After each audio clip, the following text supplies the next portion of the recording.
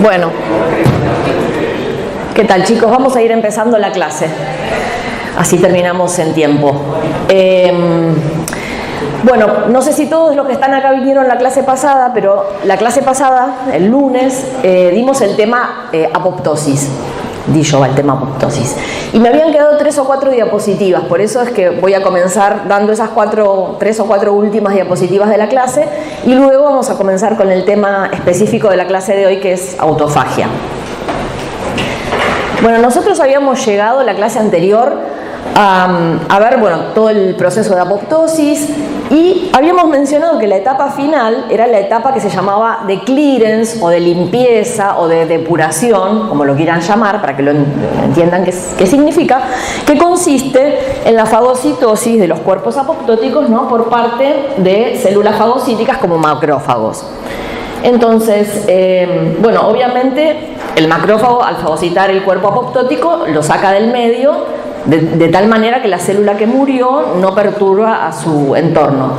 Pero no es solamente, digamos, la formación del cuerpo apoptótico, ¿no?, que es una estructura relativamente pequeña con respecto a toda la célula entera. No solo la función es depurar a la célula muerta, sino que los cuerpos apoptóticos son una especie como de vesícula o tienen una forma similar a una vesícula, aunque algunos, más allá de ser redondeados, pueden ser más alargados.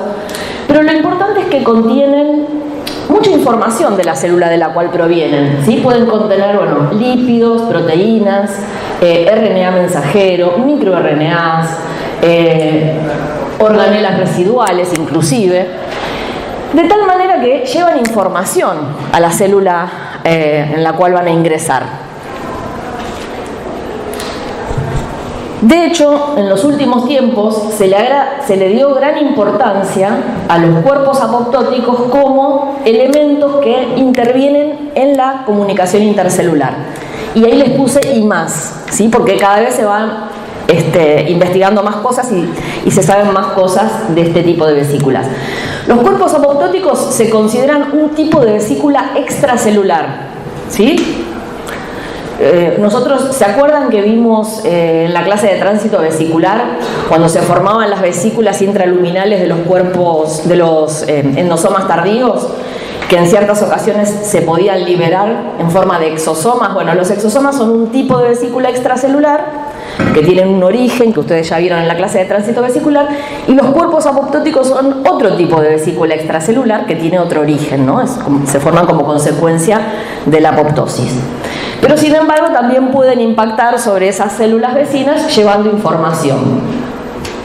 De hecho, se vio que pueden inducir, ¿no?, en los tejidos, por ejemplo, procesos de reparación y regeneración, pueden regular procesos inflamatorios, pueden actuar algunas de las moléculas, ¿no?, que contienen esos cuerpos apoptóticos como inmunomoduladores, e inclusive, como se pueden aislar, se pueden llegar a aislar los cuerpos apoptóticos, se los puede también cargar, por ejemplo, con drogas o con determinadas moléculas y utilizarlos como una plataforma de entrega de drogas justamente o de moléculas en determinadas células.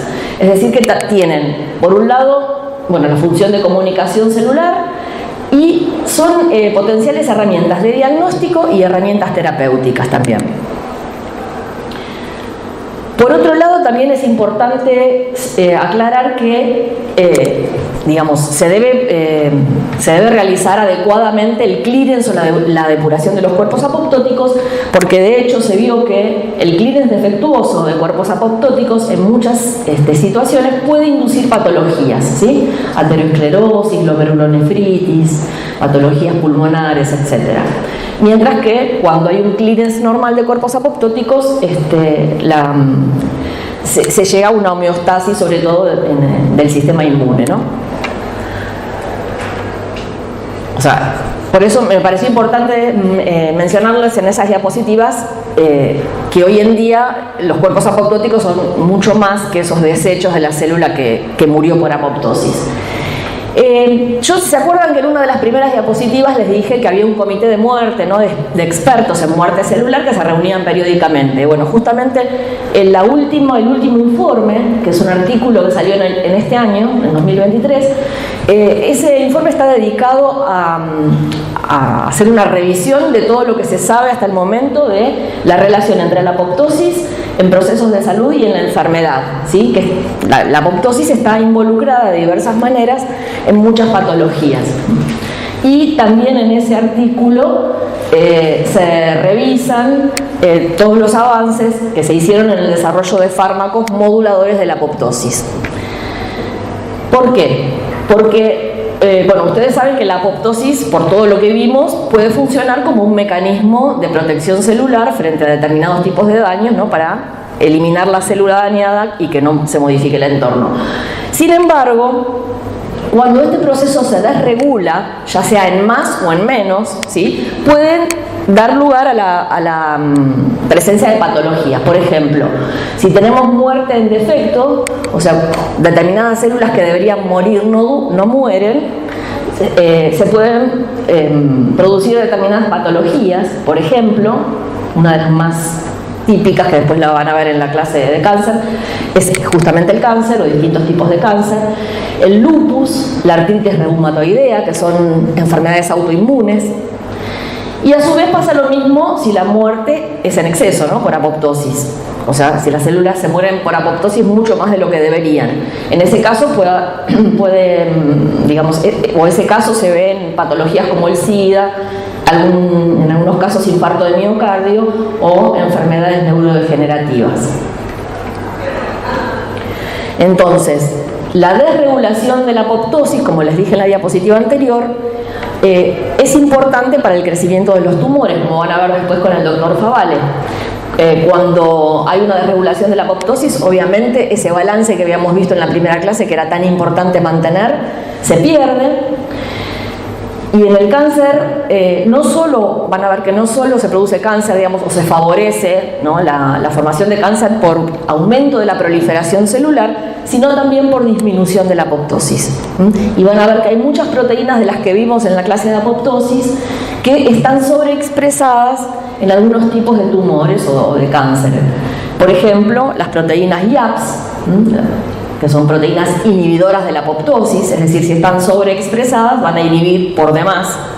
Lo mismo que las proteínas antiapoptóticas de la familia BCL2. Así que bueno, eso seguramente después lo van a retomar con el doctor Favale.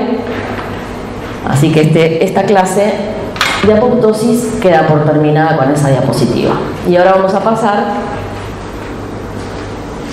a la clase de autofagia.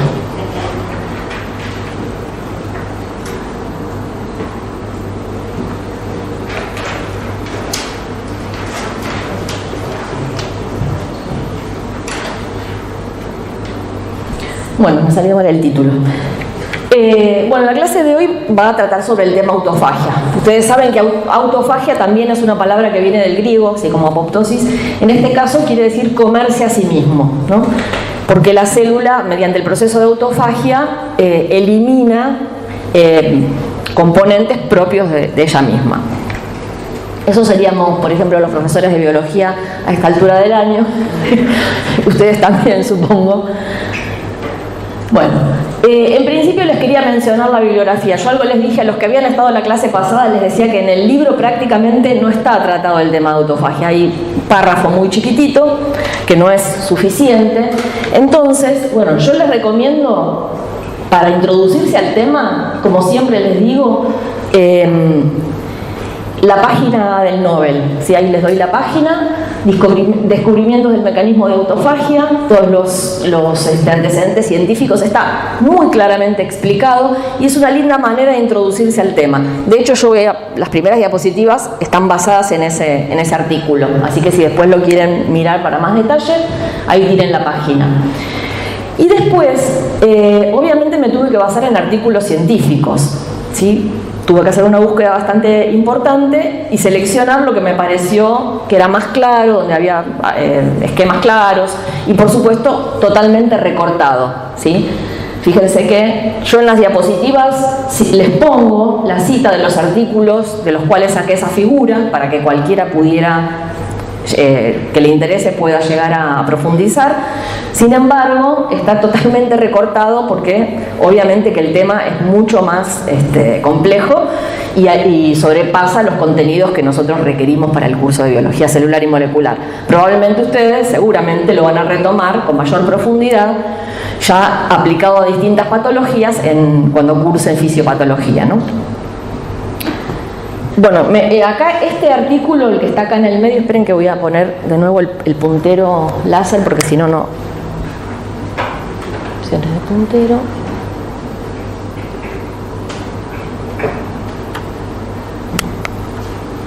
Listo.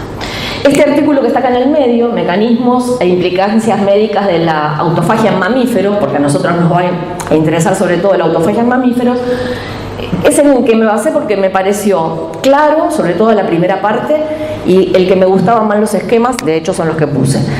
De todas maneras, la primera parte se las recomiendo. Después la segunda parte, que es implicancias médicas, simplemente es para que aquellos que les interesan lo vean, pero obviamente que nunca se va a tomar eso, ¿no? De hecho yo no lo voy a dar en la clase. Bueno, en principio vamos a retomar, no sé si esta diapositiva la habíamos visto en el teórico de tránsito vesicular. ¿Se acuerdan que vimos que hay diferentes vías que aportan materiales a los lisosomas? Por un lado, la vía de endocitosis, los distintos tipos de endocitosis que llevan a través del endosoma temprano, tardío, el material para ser degradado en los lisosomas. El proceso de fagocitosis, que en este caso la vesícula especial que se forma se llama fagosoma y también termina degradándose en el lisosoma. Y bueno, en el caso de la autofagia también se forma una vesícula especial, que es una vesícula de doble membrana, que se llama autofagosoma e incluye componentes propios de la célula, ¿sí? E inclusive puede incluir, como se ve en la imagen, organelas enteras, como una mitocondria. Fíjense, esto que ven acá a la derecha es una imagen de una foto tomada con el microscopio electrónico de transmisión, donde se ve un autofagosoma con su doble membrana y se ve en su interior una mitocondria entera y un peroxisoma.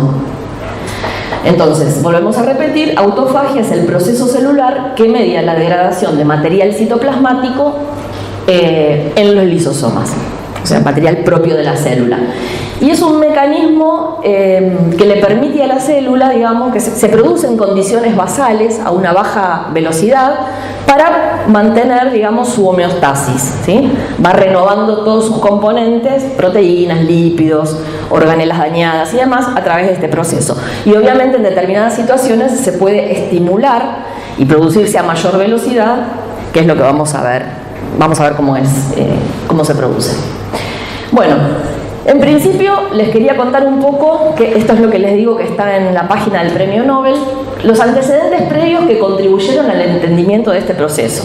Porque la autofagia, digamos, se había descubierto de alguna manera ya en la década del 60, 1960 por ahí, por este equipo de Christian de Dieu, que son los que descubrieron los lisosomas. Ellos, estudiando los lisosomas, vieron que había un tipo de vesícula desconocida, de doble membrana, que llevaba material al lisosoma, y como vieron que tenía componentes propios de la célula, porque incluso podían ver organelas enteras, dijeron, bueno, es un mecanismo por el cual la célula engloba moléculas o estructuras propias y las manda a degradación. Y bueno, ellos lo llamaron autofagosoma, esa vesícula. O sea, ya se conocía su existencia desde ese momento, pero se desconocía completamente cómo se formaba, qué proteínas intervenían, bueno, todo se desconocía en ese momento. Ahora, en el año 74, bueno, justamente el equipo de Christian de Dieu y colaboradores recibieron el premio Nobel en Fisiología o Medicina por el descubrimiento de los lisosomas y además se determinó también el camino de las proteínas que siguen la vía secretoria. ¿Se acuerdan? Retículo, Golgi, vesículas, membrana.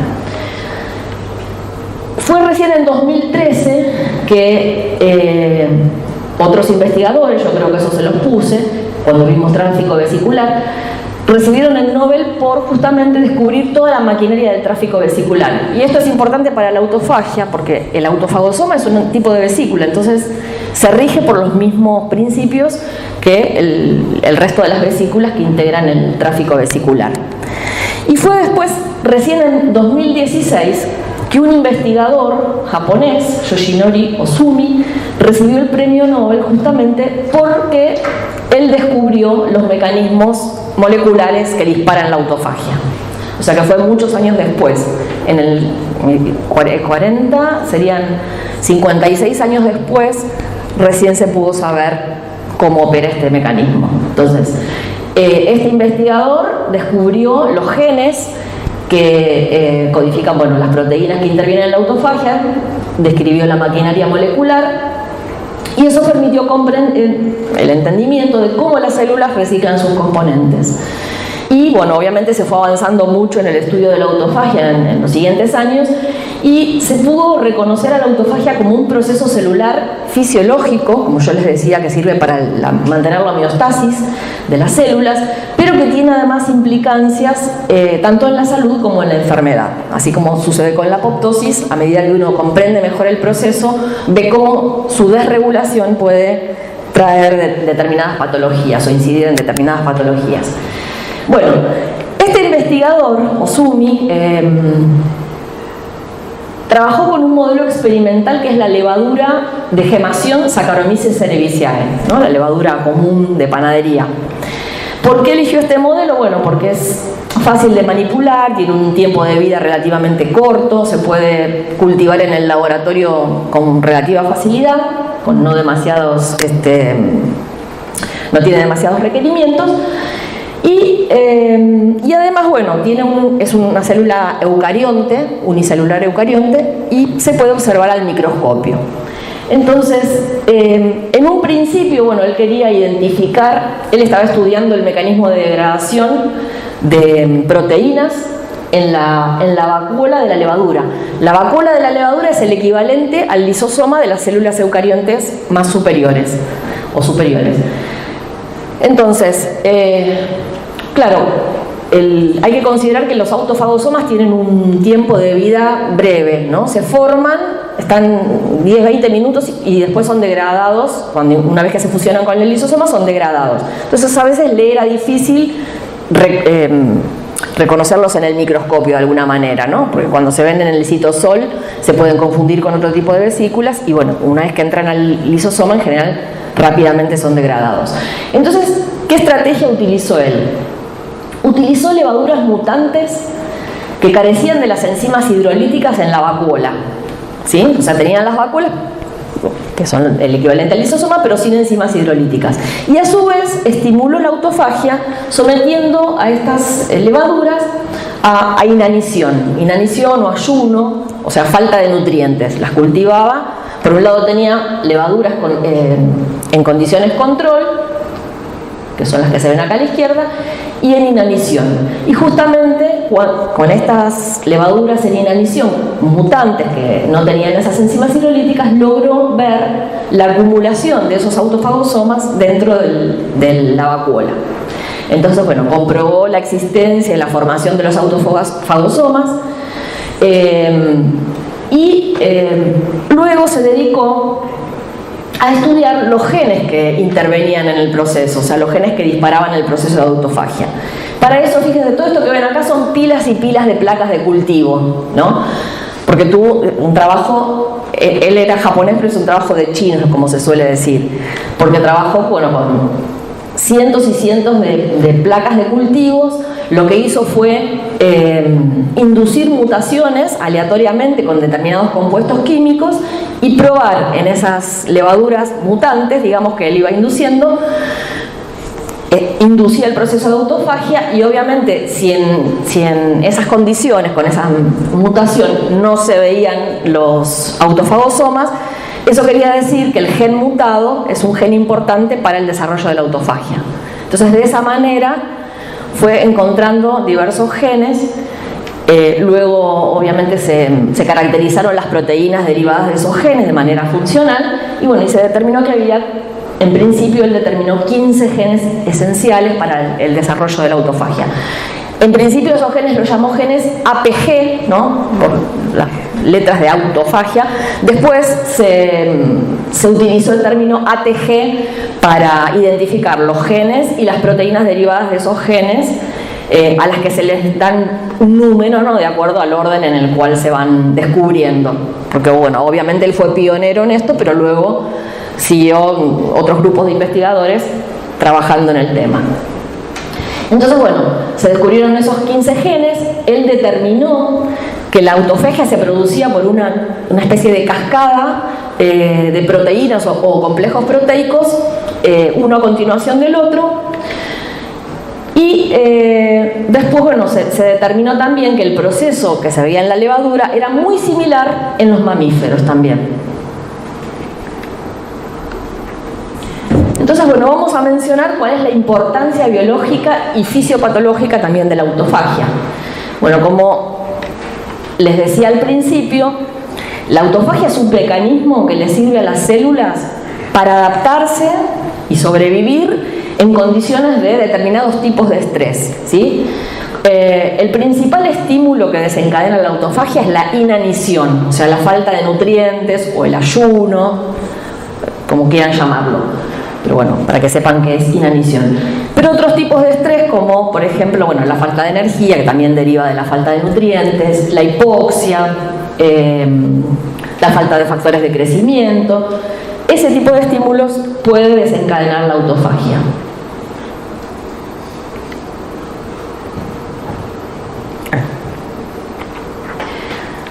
Bueno, también la autofagia es importante durante la embriogénesis y la diferenciación celular, así como lo era la apoptosis. Es importante también frente a determinadas infecciones virales y bacterianas, ¿sí? Para hacer frente a esas infecciones virales y bacterianas, y durante el envejecimiento, porque justamente como permite reciclar componentes celulares envejecidos o organelas dañadas, bueno, permite hacer frente a todo lo que implica el envejecimiento celular. Pero además de todas estas funciones fisiológicas, tiene implicancias fisiopatológicas, porque la alteración del proceso de autofagia se ha visto que puede favorecer el desarrollo de distintas enfermedades, por ejemplo, enfermedades neurodegenerativas y también cáncer.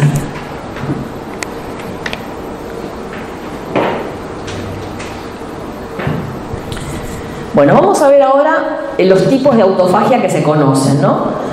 Se conocen en general 3 tipos de autofagia. Y bueno, digamos, esta clasificación se da sobre la base de la carga que va a tener el autofagosoma, o de la carga que se va a autofagocitar, por decirlo de alguna manera, porque van a ver que en algunos casos no se forma una vesícula. Entonces, el principal tipo de autofagia es la macroautofagia, ¿no? Que es la clásica, de la que voy a hablar de ahora en más toda la clase, ¿sí? ¿En qué consiste la macroautofagia? Bueno, se forma primero una membrana de aislamiento, que va a ser la que empieza a formar el autofagosoma. Esa membrana de aislamiento va de alguna manera a reclutar una carga, que es lo que se va a degradar, digamos, porciones de citoplasma, una organela o lo que fuera. Luego se va a cerrar esa membrana y se va a formar completamente el autofagosoma, que se va a fusionar con un lisosoma para formar un autolisosoma, ¿sí? Y en esa organela, digamos, se produce la degradación total, ¿no? Tanto de la membrana como de los componentes que tiene ese autofagosoma. Esa es la macroautofagia. Es la más estudiada, es la mayoritaria y es la que, como les decía, nos vamos a dedicar en el resto de la clase. Pero para que lo sepan, también existen otros tipos de autofagia, como por ejemplo esto que se muestra a la izquierda, que es la microautofagia. En este caso, lo que se degrada, digamos, son pequeños agregados proteicos o proteínas disfuncionales que están en el citosol. Y lo hacen, como se llama microautofagia, porque se forman pequeñas vesículas pero hacia adentro del lisosoma, es decir, directamente se forma por invaginación hacia adentro una vesícula dentro del lisosoma, algo parecido, ¿se acuerdan de lo que sucedía con las vesículas intracelulares de los endosomas tardíos, que se llamaban después cuerpos multivesiculares? ¿Se acuerdan que brotaba una vesícula hacia adentro para degradar proteínas de membrana del lisosoma?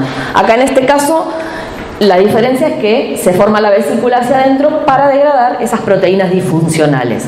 No se conocen muy bien los mecanismos de cómo se dispara la autofagia. Tampoco nos va a interesar demasiado profundizar en eso, así que bueno, es simplemente para que conozcan que existe este mecanismo. Sí se sabe, aparentemente, que intervendrían en la formación de esas vesículas hacia adentro los mismos complejos que intervienen en la formación de las vesículas intraluminales de los endosomas tardíos, ¿no? ¿Se acuerdan de los complejos ESCRT? No sé si se acuerdan, pero cuando lo vuelvan a repasar tránsito vesicular van a ver que son los mismos. Y también chaperonas, ¿no? Después el otro tipo de autofagia es la autofagia mediada por chaperona. En este caso, las proteínas que se degradan por esta vía son proteínas que tienen una secuencia señal específica que se llama KFER-Q, y los aminoácidos serían lisina, fenilalanina, glutamato, arginina y glutamina, ¿no?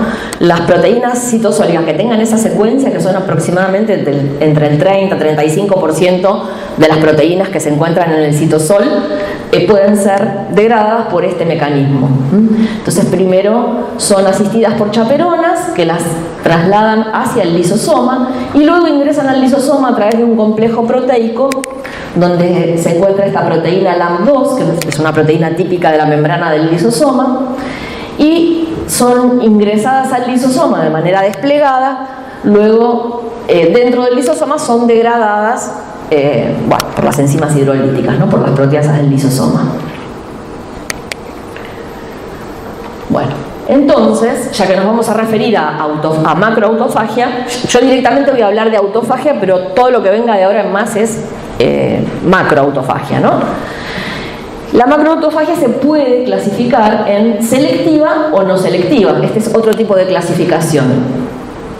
La autofagia no selectiva es la que ocurre continuamente, como para ir reciclando componentes celulares, y en general está estimulada por el ayuno, ayuda a la supervivencia celular justamente reciclando moléculas, y bueno, se pueden incluir dentro de ese autofagosoma que se va a formar diferentes tipos de carga, ¿no? A diferencia, la autofagia selectiva, como el nombre lo indica, requiere receptores de autofagia, es decir, no se incluye cualquier cosa, sino determinadas estructuras o determinadas proteínas, determinados agregados, etc.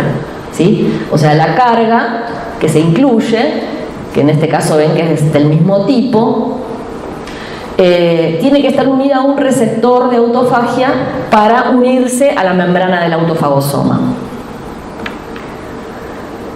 Y bueno, justamente de acuerdo al tipo de estructura que se incluya dentro de ese autofagosoma selectivo, se puede clasificar el proceso como, bueno, mitofagia cuando la carga son mitocondrias.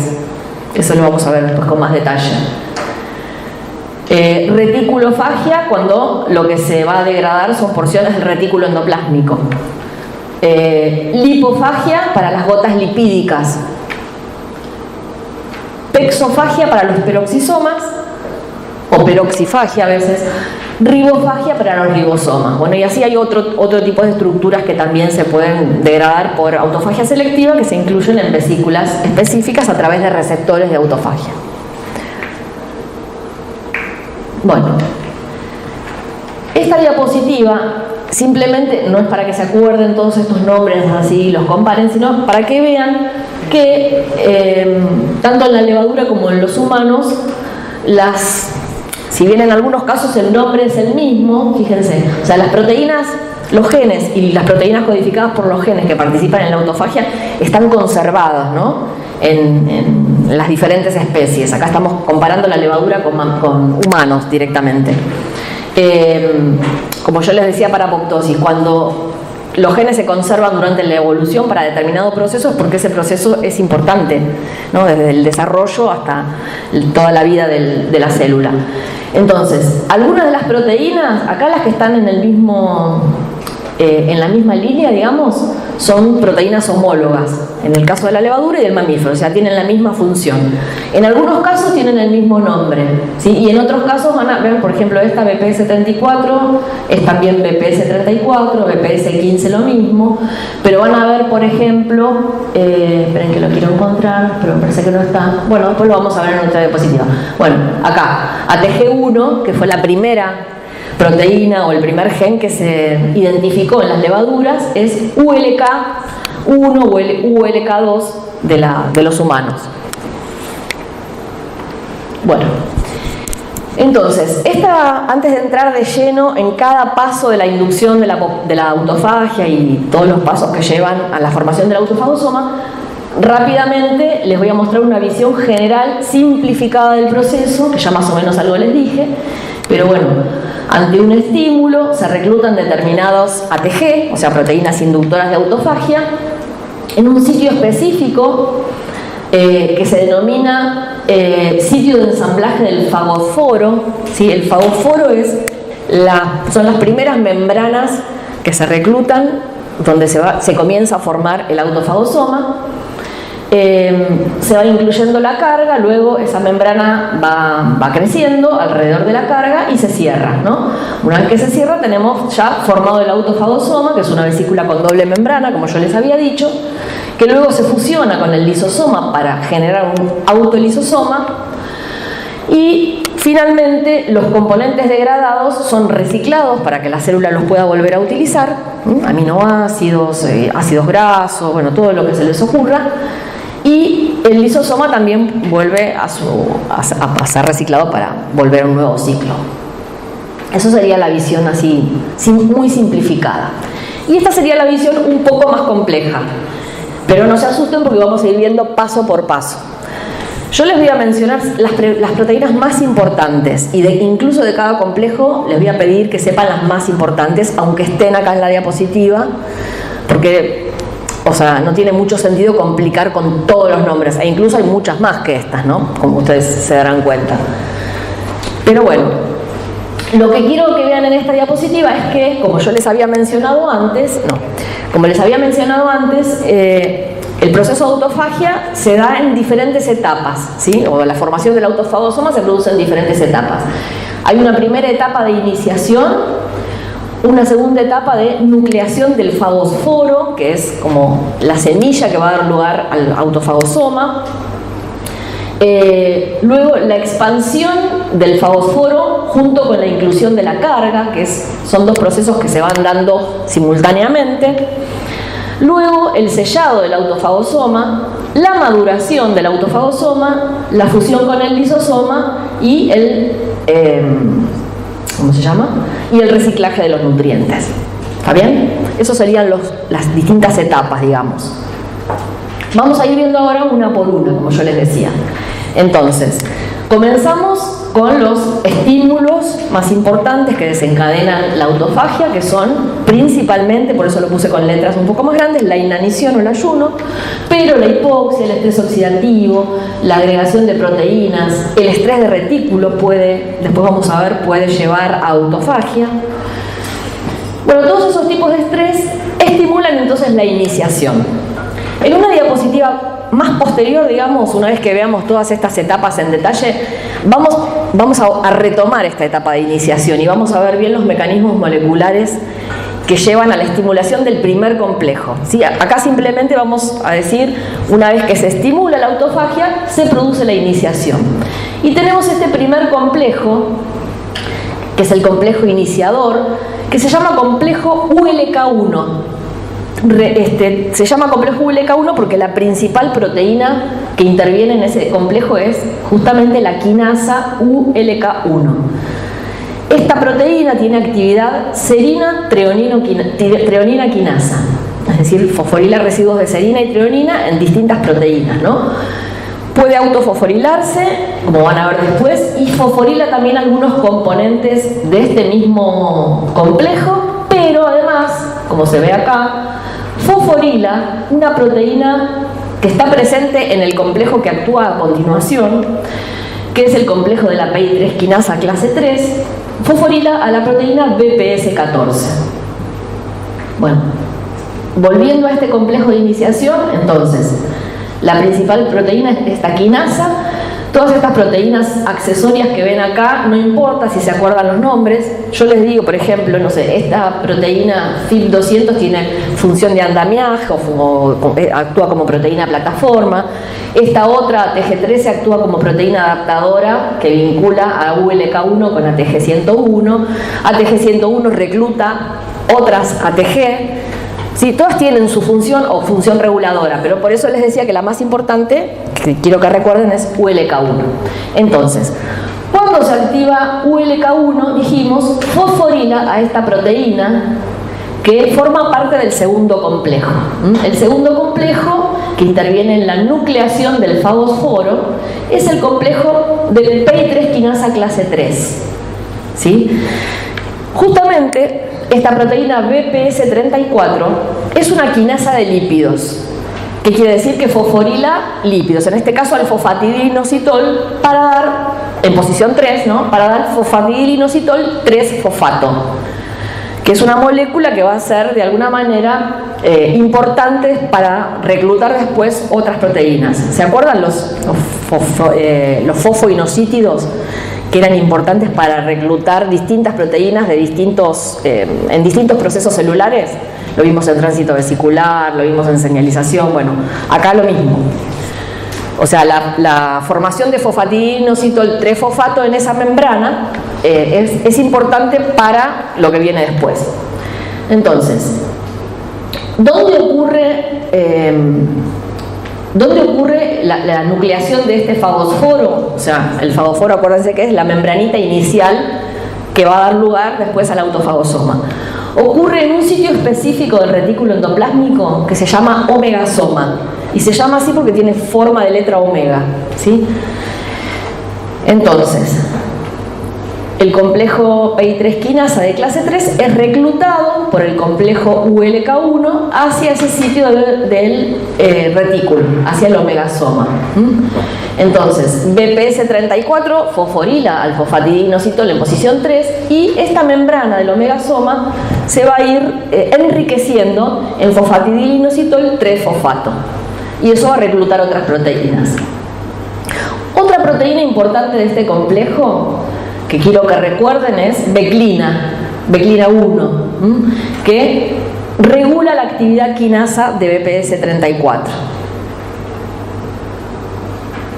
Las otras proteínas también son importantes para regular, digamos, la actividad de todo el complejo. ¿Se entiende hasta acá? Bueno, entonces,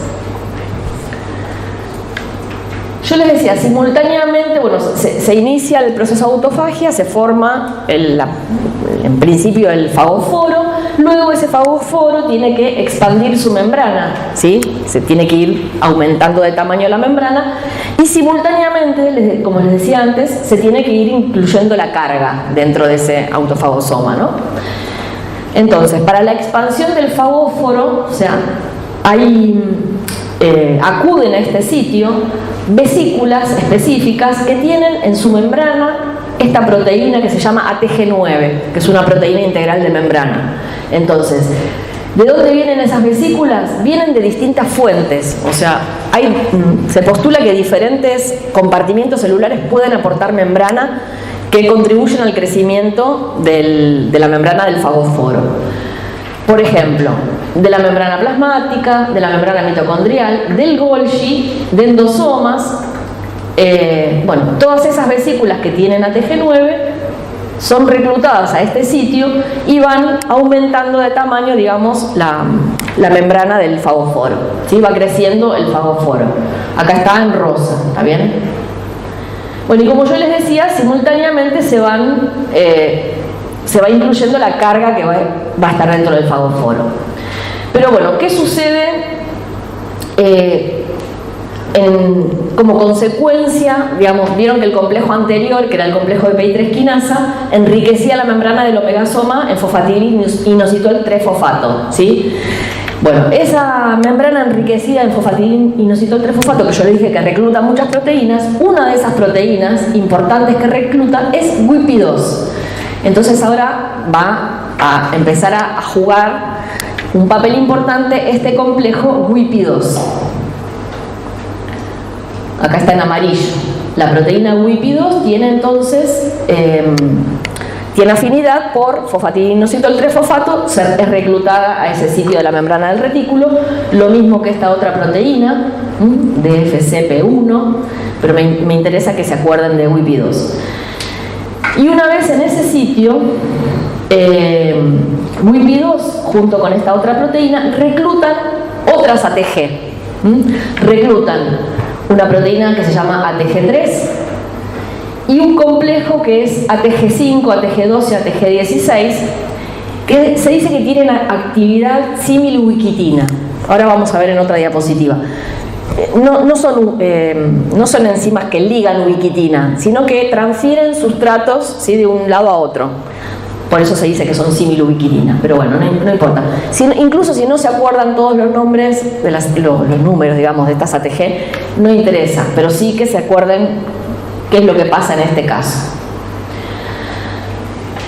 Acá, porque en este punto sucede algo muy importante para la evolución del autofagosoma, ¿no?, de la formación del autofagosoma. Entonces, en este punto lo que sucede es que una proteína que es citosólica, que se llama LC3, ¿sí?, y LC3 significa, o sea, las siglas vienen de cadena liviana 3 de la proteína asociada a los microtúbulos. Esa proteína, que es una proteína citosólica, es reclutada por este complejo de ATGs, ¿sí?, ATG5, ATG12, ATG16 y ATG3, es reclutada hacia la membrana del fagóforo y es modificada. O sea, la modificación que sufre LC3, que es soluble, es primero un corte proteolítico, ahora se los voy a volver a mostrar, y luego una conjugación, o sea, una unión con fosfatidiletoanolamina que está presente en la membrana del fagóforo. Entonces esa LC3-1 se transforma en LC3-2, queda unida a la membrana del fagóforo, de esa manera, unida a fosfatidiletoanolamina, y constituye una molécula marcadora de autofagia por excelencia. ¿A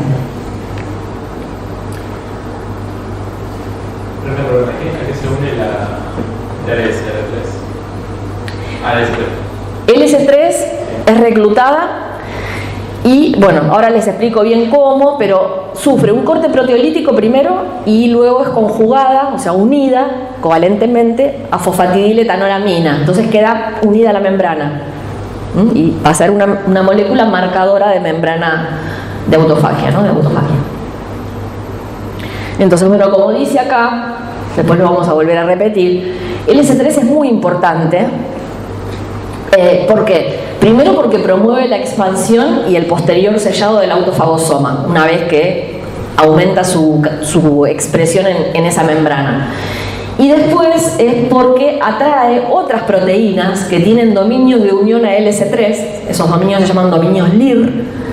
Entonces, bueno, es importante también el reclutamiento de esas otras moléculas. Bueno,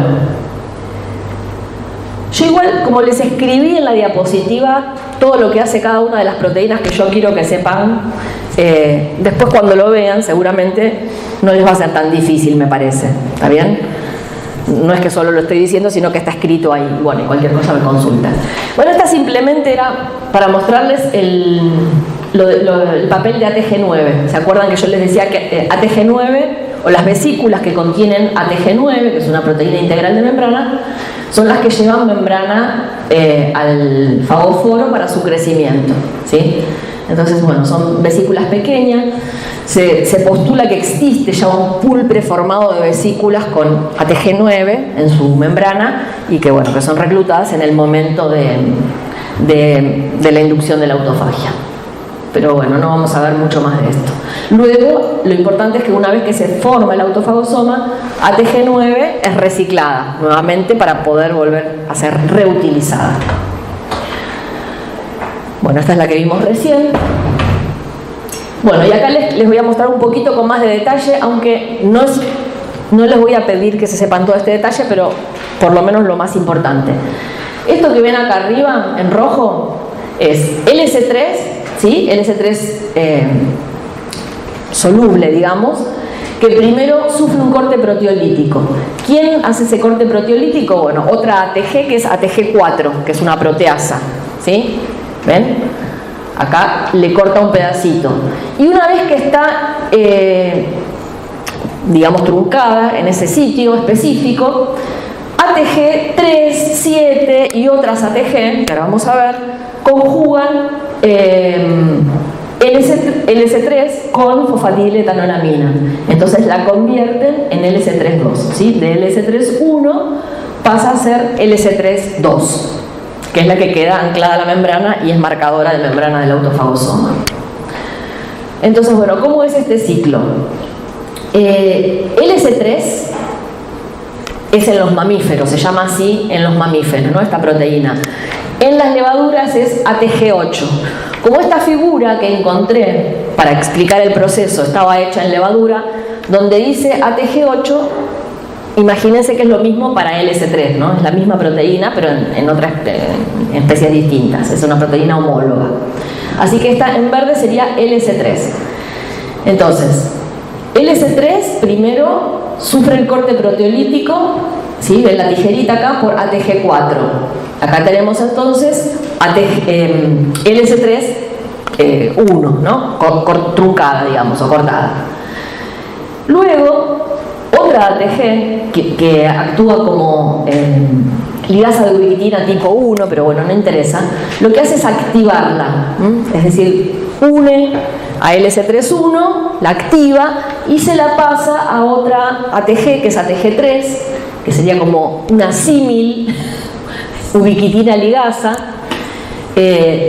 No importa, o sea, pasa de una proteína a la otra, ¿sí? Entonces, ATG8, que sería LS3, pasa a ATG3 y ATG3 induce justamente la conjugación de LS3 con fosfatidiletoanolamina. O sea, une, ¿sí? a la LS3-1 a fosfatidiletoanolamina, entonces se forma, en este caso, LS3-2. ¿Está bien? Esto sería una visión simplificada. ¿Por qué está todo esto acá? Porque no son solamente estas ATG que yo mencioné, sino que también, para que todo este proceso de conjugación sea eficiente, debe actuar este complejo, que es ATG 12, 5 y 16, que estaba puesto en la diapositiva, ¿sí? Es importante, digamos, que también participe en la conjugación de LS3-1 para dar LS3-2. Pero bueno, no me va a interesar que sepan los nombres. Entiendan el proceso, y lo que sí les tiene que quedar claro es que LS3-1 conjugada con fosfatidiletoanolamina pasa a ser LS3-2, que es molécula marcadora de autofagia, que ahí queda en la membrana del autofagosoma y que es fundamental para poder sellar el autofagosoma, para poder reclutar carga específica y bueno, y para la posterior fusión con el lisosoma, la presencia de esa proteína en ese sitio. Entonces, yo les decía que, bueno, por un lado es importante LS3, ¿sí? Acá LS3 está como una rayita negra, esta que ven acá, LS3-2, ¿no? Marcadora de la membrana del autofagosoma. Es importante porque recluta determinadas proteínas que tienen un sitio de unión, un dominio de reconocimiento de LS3. Esos dominios o receptores se llaman LIR, ¿sí? Se dice que tienen dominios LIR porque son dominios de unión a LS3 o dominios de interacción con LS3. Las siglas siempre están en inglés, sería LS3-2 Interacting Region, ¿no? Una cosa así. Bueno, entonces, fíjense, en el caso de la autofagia selectiva, yo les decía que es importante el S3-2 en el caso de la autofagia selectiva porque justamente estas estructuras, como una mitocondria que va a ser incluida específicamente dentro del autofagosoma, se debe unir primero a receptores que a su vez reconozcan a LS32, tengan ese dominio LIR para que se pueda unir a LS32, ¿sí? Entonces por eso es muy importante esta proteína LS32. Bueno, una vez que, como vimos antes, se cierra la membrana del autofagosoma, se produce el sellado, hay una maduración, ¿no?, del autofagosoma. La maduración consiste en ¿qué? En pérdida de determinadas ATG de la membrana del autofagosoma, por ejemplo ATG9, que ya no cumple más su función, se recicla, y otras ATG también. Y además se recluta la maquinaria de transporte y de fusión del autofagosoma. La maquinaria de transporte, o sea, el autofagosoma va a ser transportado hacia el lisosoma a través del citoesqueleto de microtúbulos, por interacción con proteínas motoras de los microtúbulos, ¿no?, como la quinesina, por ejemplo. Y esa quinesina se va a unir a través de proteínas adaptadoras a la membrana del autofagosoma a través de LS32, por ejemplo. ¿Está bien? Entonces, bueno, llegan, además también van a ser incluidas obviamente las proteínas SNARE correspondientes, que van a permitir la fusión del autofagosoma con el lisosoma, y las proteínas RAB, que van a permitir la interacción con el efector RAB correspondiente para poder interaccionar con la membrana del lisosoma y después fusionarse las dos membranas. ¿Está bien? Entonces tenemos la maduración, la fusión con el lisosoma, se forma el autolisosoma, hay reciclaje de nutrientes y tenemos, bueno, por un lado el lisosoma nuevamente disponible para poder hacer otro ciclo de degradación. ¿Se entiende más o menos? Bueno, estas simplemente se las quería mostrar a título informativo, cómo se sella o se cierra el autofagosoma. No se sabe los mecanismos en su total, o sea, no se tiene el total conocimiento, pero sí se sabe que participan los complejos nuevamente ESCRT1, ¿sí?, y otras proteínas como ATG17, FIT200, pero bueno, los complejos ESCRT1 y 3 también son reclutados hacia el fagóforo o hacia el autofagosoma por un mecanismo que no se conoce. Luego ESCR3 polimeriza en forma de espiral, ¿sí? Seguramente habrá algún cambio conformacional que haga que acerque las dos membranas que se tienen que fusionar para cerrar el autofagosoma. Luego, para despolimerizar esta proteína, interviene una ATPasa, que es BPS34, ¿sí?, que hidroliza ATP. Entonces es reclutada esa ATPasa. Entonces finalmente se fusiona, o sea, se acercan estos dos extremos, se fusionan las membranas, se despolimeriza ESCRT3 y tenemos el autofagosoma ya formado. Bueno, vamos a ver un poquito más ahora sobre autofagia selectiva, cómo es que se recluta la carga, aunque yo ya algo les dije, pero bueno, para que les quede bien en claro. Habíamos visto que había distintos tipos de autofagia selectiva, ¿no?, según el tipo de carga que se vaya a incluir en el autofagosoma. Entonces podemos hablar de mitofagia, agregofagia, pexofagia, xenofagia, que es cuando la carga es un patógeno extracelular, digamos, un patógeno que invade a la célula, y agregofagia son agregados proteicos. Entonces, ¿cuáles son los requerimientos para que ocurra la autofagia selectiva? Bueno, por un lado tiene que haber señales presentes en las moléculas que se van a ingresar al autofagosoma o en las estructuras, ¿no?, si se trata, por ejemplo, de una organela. Entonces, las señales más comunes, digamos, que se encuentran en esas moléculas o estructuras son una monoubiquitina, una cadena de poliubiquitina o ubiquitina fosforilada. Todas esas señales, basadas en ubiquitina, constituyen, para el caso del autofagosoma, una señal Comann-me, ¿sí?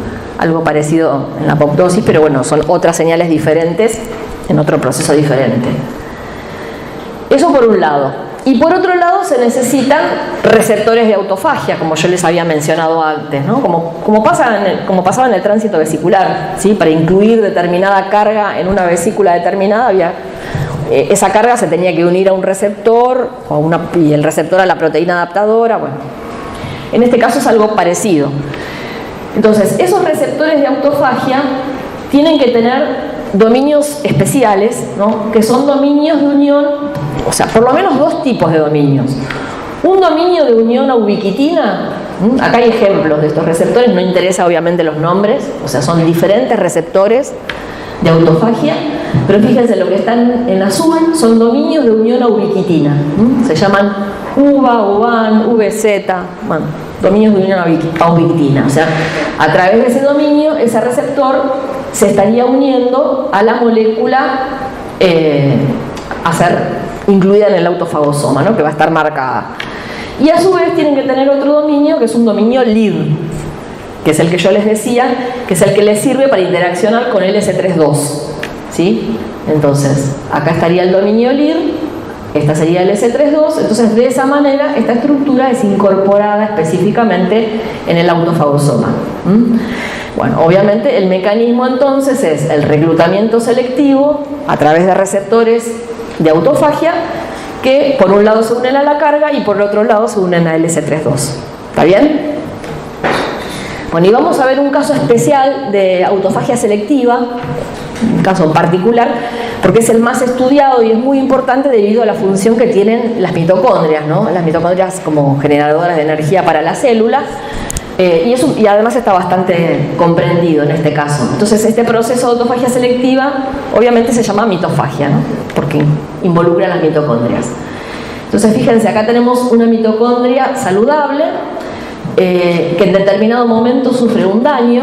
Entonces, vamos a tener en este caso una mitocondria no funcional, una mitocondria despolarizada.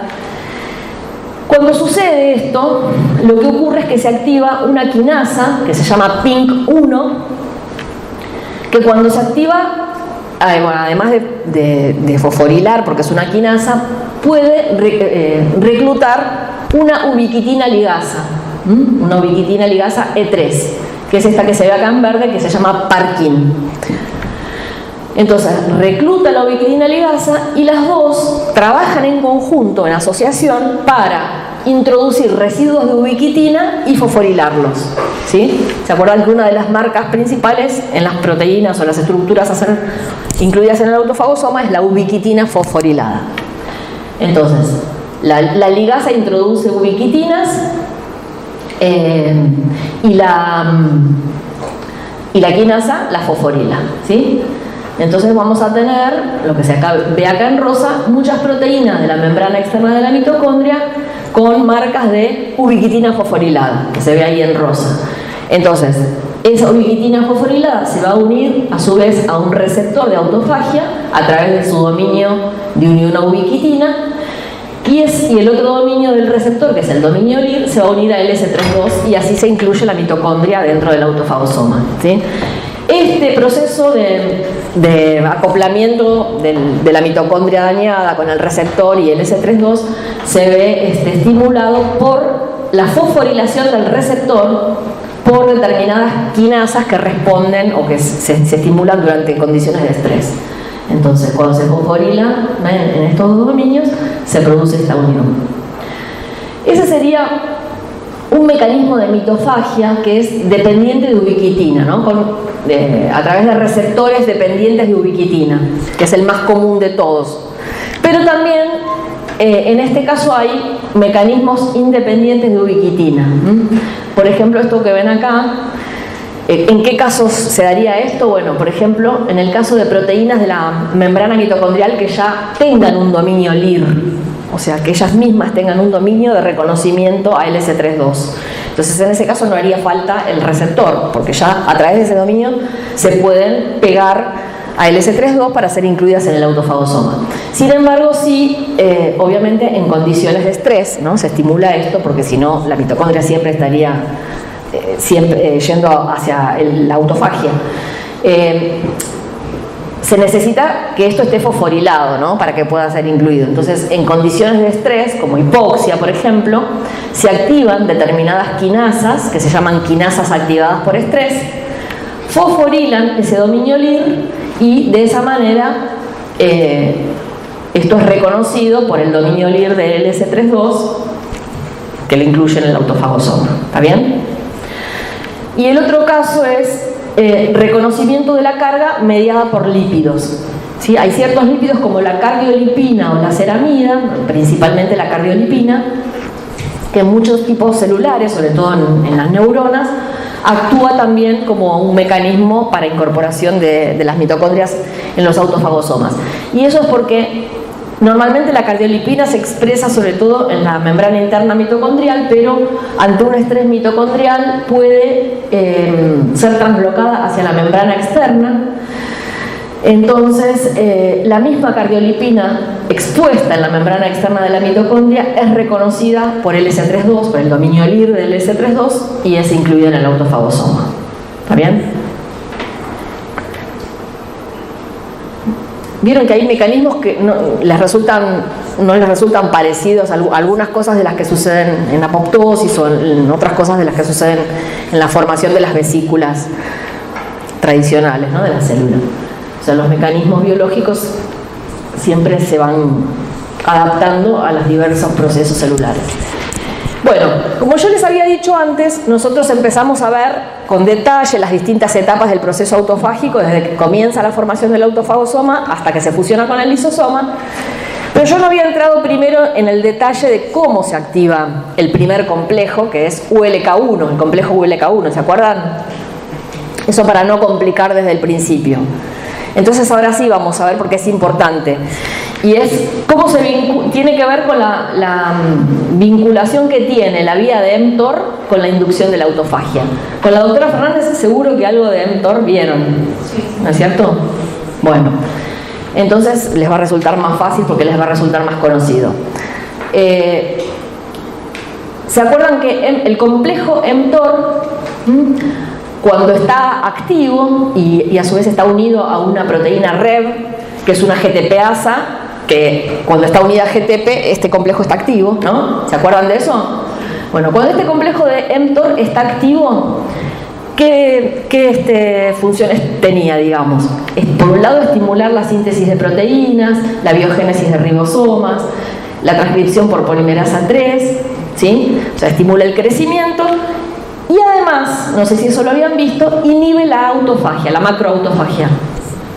O sea, cuando mTOR está activo, inhibe la autofagia. No sé si les había mencionado la doctora Fernández, bueno, que mTOR, las siglas mTOR significa Target of Rapamycin, o sea, diana o blanco de rapamicina en metazoos, ¿no? De ahí la M. ¿Eso lo habían visto? No. Bueno, eso es para explicarles que el nombre de mTOR viene de que es una diana, una proteína diana o blanco de la droga de rapamicina. La rapamicina es un antibiótico. ¿Por qué es blanco? Porque la rapamicina inhibe a mTOR. Entonces, como inhibe a mTOR, estimula la autofagia. Entonces, la rapamicina es uno de los principales, una de las drogas que se utilizan en el laboratorio, por ejemplo, para inducir la autofagia en las células, ¿no?, cuando uno quiere estudiar el proceso de autofagia. Bueno, volviendo a mTOR, decíamos que cuando está activo tiene todas esas funciones e inhibe la autofagia. Ahora bien, la activación o inactivación de mTOR también depende de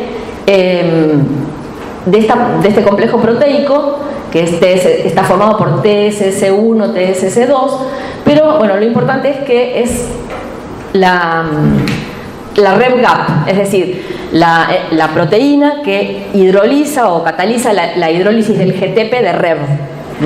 Es decir, que cuando esta proteína está activa, hidroliza el GTP de REV e inactiva a TOR. ¿Está bien? Bueno, ¿cómo se regula esta proteína? Se regula por distintos estímulos. Por ejemplo, la presencia de factores de crecimiento inhiben a esta proteína, ¿no? Pero la hipoxia por estrés, ahí lo puse mal, es el estrés por hipoxia, corríjanlo después. El estrés por hipoxia, la disminución de energía, es decir, cuando disminuye la relación ATP-ADP en la célula, estimula a esta quinasa, que es la quinasa AMP, que lo que hace es fosforila de este complejo y lo activan, ¿sí? O sea, todos esos estímulos, estos dos estímulos activan a esta quinasa, a esta GAP. Entonces, cuando tenemos presentes estos estímulos, la GAP está activa, se hidroliza el GTP de Reb y TOR está inactivo. Y además, el complejo TOR se puede regular directamente, no vía esta GAP, sino directamente por la concentración de nutrientes, ya que una baja concentración de nutrientes también directamente lo inhibe. No se sabe muy bien cuál es el mecanismo, pero tengan en mente que la disminución de los nutrientes es uno de los principales estímulos de la autofagia. Entonces esto es lógico porque cuando TOR está inactivo se estimula la autofagia o deja de estar inhibida la autofagia, con lo cual se puede dar. Es decir, en condiciones de baja provisión de nutrientes, baja energía o hipoxia, mTOR está inactivo. En ese caso, la autofagia está activa porque deja de estar inhibida. ¿Está bien? ¿Se entiende todo esto? Bueno, entonces, volvemos al complejo, ahora sí, al complejo ULK, que era el que iniciaba, ¿se acuerdan?, el proceso de autofagia. Vamos a ver la condición donde hay nutrientes suficientes, o sea, cuando mTOR está activo, que es lo que está a la izquierda. Cuando mTOR está activo, mTOR ustedes saben que es una quinasa, ¿no es cierto? Entonces, ¿qué hace mTOR? ¿Por qué inactiva la autofagia? Porque fosforila a diversos componentes del complejo ULK1, que es el primer complejo que activa o que dispara la formación del autofagosoma, ¿sí? Puede fosforilar a ULK en sitios inhibitorios, ¿no? Lo fosforila. A ATG13, por ejemplo, como se muestra acá. O sea, son todas fosforilaciones inhibitorias. De esa manera es que está inhibiendo la autofagia. Y a su vez, AMPK, por lo que vimos antes, está inactiva, ¿no? En condiciones de nutrientes suficientes, hay suficiente energía, la relación ATP-ADP es normal, es alta. AMPK está inactiva. Entonces, bueno, en este caso no se estimula la autofagia, no se induce la autofagia. ¿Qué pasa en condiciones de inanición, ¿sí?, o de estrés, o de algún otro tipo de estrés? Bueno, en este caso, AMPK se activa. ¿Se acuerdan por la diapositiva anterior? Porque sensa la relación ATP-ADP, cuando disminuye, se activa. Entonces, AMPK, la quinasa AMPK, fosforila diversos sustratos. En principio, fosforila a RevGAP, y eso la activa el complejo. Y por otro lado, fosforila también a un componente del complejo mTOR, inactivándolo. Ven que la flechita está como truncada. Y además, fosforila en sitios activadores a ULK1, ¿sí? A su vez, ULK1 se desfosforila en los sitios inhibitorios, porque como no está activa ahora mTOR, las fosfatasas no tienen oposición en desfosforilar esos sitios. Y a su vez, cuando ULK se activa por la fosforilación mediada por AMPK, se puede autofosforilar también en otros sitios y fosforilar otros componentes del complejo ULK, ¿sí? De manera tal que todo ese complejo rápidamente se activa y puede inducir el inicio de la formación del fagóforo, ¿sí? ¿Se acuerdan? Después ULK activo fosforila al complejo PI3 quinasa, que es el que viene después, bueno, a BPS34 sería. Entonces se induce la autofagia. ¿Se entendió esto? Bueno. Vamos a ver en lo que queda de la clase, que es poquito, bueno, algo de cómo se relacionan la apoptosis y la autofagia, ¿no? Para que por lo menos vayan integrando un poco los distintos procesos que estamos viendo. Bueno, no sé si se habrán dado cuenta, ya lo mencionamos, pero hay muchos tipos de estrés celular o muchos estímulos que pueden disparar tanto la apoptosis como la autofagia, ¿sí? Entonces, bueno, ¿de qué va a depender que una célula vaya hacia un proceso o hacia el otro si el estímulo es el mismo? Bueno, eso dependerá, en muchos casos, bueno, no se sabe bien, pero por un lado se supone que cada tipo celular va a tener un umbral diferente para la autofagia o para la apoptosis en determinados momentos de la vida de esa célula. Por otro lado, bueno, en cierta medida los dos procesos se dice que se inhiben mutuamente, en cierta medida, van a ver por qué. Bueno, ya que la autofagia, si bien los dos son procesos catabólicos, la autofagia tiende a la supervivencia celular mediante la adaptación a distintos tipos de estrés, mientras que la apoptosis obviamente lleva a la muerte celular, ¿no? Cuando no se pueden hacer frente a esos estímulos adversos, la célula va a apoptosis. Entonces, la vía que elija entre comillas, ¿no? Que utilice cada célula en determinado momento, bueno, va a depender de las circunstancias de la célula, del tipo celular, de la disponibilidad de nutrientes y de otros factores. Bueno, por otro lado, hay que considerar que las proteínas antiapoptóticas, ¿se acuerdan de la familia BSL2? Como BSL2 y BSLXL, que eran antiapoptóticas, que nosotros las vimos cómo actúan a nivel de la mitocondria. ¿Se acuerdan que tienen dominios de unión a membranas? Entonces se pueden unir también a la membrana del retículo, pero además se pueden unir a beclina, porque beclina tiene un dominio BH3, al igual que esas proteínas. ¿Se acuerdan los dominios BH? Entonces a través de esos dominios se pueden unir a beclina, y en este caso cuando están unidas en la membrana del retículo no hay autofagia, ¿está bien? Sin embargo, bueno, obviamente esto se puede revertir si otra proteína, por ejemplo, recluta estas proteínas de autofagia y deja libre al complejo PI3 quinasa para que se pueda llevar a cabo la autofagia. Eso es lo que te usted, ¿no? Que se inhiben entre ambos, o sea, una misma proteína que es antiapoptótica puede inhibir también la autofagia. Claro, o sea, yo les estoy dando datos como para que vean cómo se interrelacionan los dos procesos, ¿no? Pero bueno, obviamente es mucho más complejo. Pero bueno, también se vio, yo les había mencionado algo al principio de la clase, creo, o en la clase anterior, no me acuerdo. Creo que en la clase anterior, cuando les hablé de que hay distintos tipos de muerte celular, la autofagia, si bien es un proceso que tiende, digamos, a la adaptación a distintos tipos de estrés y a la supervivencia de la célula, en determinadas condiciones puede llevar a la muerte de la célula. ¿Sí? Es decir, si hay alteraciones o es excesiva la autofagia, puede llevar a la muerte celular. Hoy en día se acepta que existe un tipo de muerte celular que es la mediada por autofagia, ¿no? Por decirlo de alguna manera. Pero también hay muchas posibilidades. Por ejemplo, podemos hablar de muerte asociada a autofagia.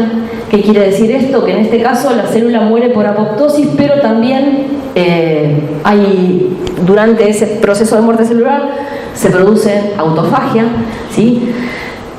Puede estar mediada por autofagia, es decir, primero se produce la inducción de la autofagia y luego la apoptosis, que lleva a la muerte de la célula. Puede ser dependiente de autofagia. En este caso es el caso que yo les decía, que es cuando la autofagia actúa como mecanismo de muerte celular. Es decir, ante determinada señal, la autofagia es excesiva y lleva a la muerte de la célula. Y en este caso, para, digamos, certificar que la muerte ocurrió por autofagia, ¿cómo se define la muerte celular por autofagia? Es el tipo de muerte celular regulada, ¿no? Que mecanísticamente depende de la maquinaria de la autofagia, exclusivamente depende de la maquinaria de la autofagia. Y hay que demostrar que es independiente de apoptosis y de otros tipos de muerte, ¿no? Si alguien, digamos, hace un reporte, escribe un artículo y dice, bueno, en este caso, en esta situación particular, en mi modelo experimental las células mueren por autofagia. Lo tiene que demostrar. Es decir, de alguna manera tiene que inhibir la autofagia y de esa manera se tiene que inhibir la muerte celular, ¿sí? Y además tiene que demostrar que no hay características de apoptosis o otros tipos de muerte. Por otro lado, puede haber esta diapositiva, no se la tienen que saber de memoria, yo se las digo para que vayan obteniendo mayor cantidad de conocimientos y vayan relacionando los temas, ¿no? Pero bueno, y vean qué interesante que es este tema. Puede haber también una acción coordinada, ¿no? De apoptosis y autofagia, es decir, que al mismo tiempo se disparen los dos procesos y los dos lleven conjuntamente a la muerte de la célula, o que primero se dispare la apoptosis y luego la autofagia En este caso estarían involucradas proteínas proapoptóticas como VAX y VAC. ¿Sí? Bueno, todo esto para que vean la relación que existe entre apoptosis, autofagia, bueno, y otros procesos de muerte celular. Bueno, esta diapositiva también se las puse como para que podamos, ahora que ya estamos llegando al final del curso y pueden integrar mayor cantidad de temas, vean, bueno, la relación entre estrés de retículo, apoptosis y autofagia. Son todos procesos donde el estímulo, digamos, que los dispara es un tipo de estrés, ¿sí? Por ahí es diferente en algunos casos, pero es un tipo de estrés. En el caso del estrés del retículo, ¿se acuerdan? Que está disparado, digamos, por el aumento de proteínas mal plegadas o no plegadas dentro de la luz del retículo, y que eso dispara una respuesta a las proteínas mal plegadas, ¿no? Que induce, en principio, el plegamiento correcto, y si no, bueno, la degradación de las proteínas. Pero, ¿qué sucede? En algunos casos no se logra, digamos, la célula no logra sobrepasar ese estrés del retículo, por ejemplo, eficientemente, entonces se pueden disparar procesos de autofagia, ¿sí? Y si con la autofagia tampoco llegamos a la homeostasis celular, se puede disparar también la apoptosis. Entonces, ¿cómo la célula maneja disparar un proceso u otro? Bueno, es algo que obviamente no se sabe en su totalidad, pero se tienen ciertos datos, por ejemplo, lo que habíamos visto antes, ¿no? BCL2, cuando está unida a la membrana del retículo, se une a beclina, inhibe la formación del complejo de PI3 quinasa, entonces de alguna manera inhibe a la apoptosis, a la autofagia. Pero ¿qué sucede? Cuando se produce el estrés de retículo y este estrés de retículo sobrepasa ciertos límites, se activan a través de la proteína IRE, ¿se acuerdan que era uno de los sensores de estrés de retículo? Se activa una vía citosólica, ¿no?, que lleva a la activación de la quinasa Yang, una quinasa, no importa. Esa quinasa Yang puede fosforilar a BCL2, tanto unida a la mitocondria como unida a la membrana del retículo. Entonces, cuando se fosforila BCL2, cambia su conformación y beclina se puede liberar para inducir la autofagia. ¿Está bien? Eso por un lado. Por otro lado, como consecuencia de esta BCL2 fosforilada, puede salir también a través de canales de calcio al citosol, ¿no? Desde el retículo al citosol, que junto con la calmodulina pueden activar a la MPK, que también eso favorece el desarrollo de la autofagia, ¿sí? Y a su vez, si esa concentración de calcio aumenta demasiado, también puede entrar a la mitocondria y disparar la apoptosis por la vía intrínseca. Entonces, todos estos procesos en la célula están relacionados y de alguna manera seguramente están coordinados de manera tal que en determinadas condiciones una célula vaya hacia un camino o hacia el otro. Bueno, y acá para terminar la clase, esto es más que nada título informativo y para que ustedes también puedan ejercitar con las técnicas que vieron durante el curso, de qué manera uno podría llegar a monitorear la autofagia, ¿no? Entonces, bueno, por ejemplo, microscopía electrónica de transmisión, que puede resolver los componentes subcelulares, ¿no? A nivel subcelular, mediante microscopía de electrónica de transmisión se pueden observar vacuolas autofágicas. Acá en esta imagen se muestran vacuolas autofágicas de hepatocitos, y en un caso tenemos una vacuola autofágica inicial y otra que es más tardía, ¿no?, o degradativa. Bueno, después acá también son otros tipos de vacuolas, ni me acuerdo de qué eran, pero hay una biopsia de cerebro. Bueno, no importa. Otra metodología que permite monitorear la autofagia es la detección específica de la proteína LC32. ¿Se acuerdan que era marcadora de membranas autofágicas? En este caso, en general, lo que se hace es se determina o se evalúa la relación LC31-LC32, de tal manera que cuando se induce la autofagia debe aumentar el LC32, ¿sí? Como se ve acá, ¿ven? Acá arriba se detecta el LC31 y acá el LC32 en condiciones en estos dos casos medio rico en nutrientes y acá en condiciones de inanición, ¿sí? Y aumenta notoriamente la expresión de LC32. ¿Qué significa negativo? me olvidé. Negativo es que también en un caso donde dice menos no se coloca un inhibidor de proteasas lisosomales y donde dice más se coloca el inhibidor de proteasas lisosomales. Entonces, bueno, cuando vos no pones el inhibidor, se supone que rápidamente se degrada ese autofagosoma. Por eso por ahí no se llega a detectar bien. En cambio, si vos pones el inhibidor de las proteasas lisosomales, no se forma el autofagosoma porque estás en condiciones de inanición, pero no se degrada rápidamente, por eso podés detectar bien la LC32.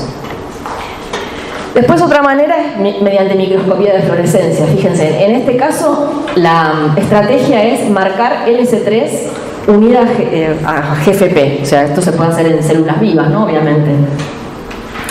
Se une el gen que codifica LC3 con el que codifica GFP, entonces tenemos la proteína LC3 fluorescente en estas células. Y bueno, acá tenemos cómo se ve en condiciones control. Obviamente los núcleos están teñidos, ¿no? Con DAPI, con Hedge. Bueno, en este caso se induce la autofagia con rapamicina. ¿Se acuerdan? Rapamicina inhibe a mTOR, entonces se induce la autofagia. Y bueno, se ve cómo se ve marca de LC3, ¿no? LC3 unidad GFP.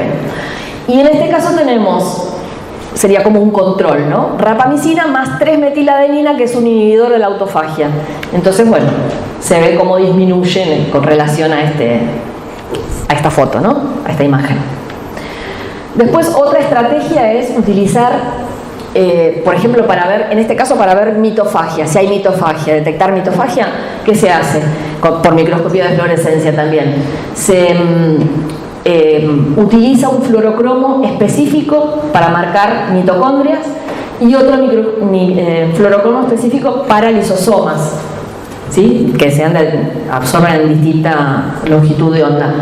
Entonces, en un caso se ve verde el de mitocondrias y rojo el de mitocondrias, el de lisosomas, perdón. Y lo que se hace después es analizar la colocalización, si hay colocalización. Entonces, si hay colocalización, que eso se ve en distinto color, pero además eso se analiza. Ven acá donde se ve esto en amarillo, que sería como la sumatoria del verde más el rojo. Eso significa que ahí las mitocondrias se están colocalizando con los lisosomas, es decir, ahí podemos decir que probablemente sí hay mitofagia. Y bueno, después otra estrategia con las cosas que ustedes aprendieron últimamente en los seminarios o en los talleres es utilizar inmunofluorescencia. Entonces, cualquiera de las proteínas más importantes que intervienen en el proceso de autofagia, cualquiera de las ATG, las podrían llegar a detectar con un anticuerpo, ¿no? Primario, y luego ese anticuerpo primario con un anticuerpo secundario unido a un fluorocromo. Entonces, bueno, verían, por ejemplo, en este caso se realizó la detección de ATG12 por microscopía de fluorescencia confocal mediante inmunofluorescencia. Entonces se ve las células en condiciones control o basales, ya tienen algo de marca, pero que después esa marca aumenta mucho en condiciones de inanición y probablemente habría que analizar si se modifica la localización de esa proteína. Uno puede hacer esos análisis, digamos.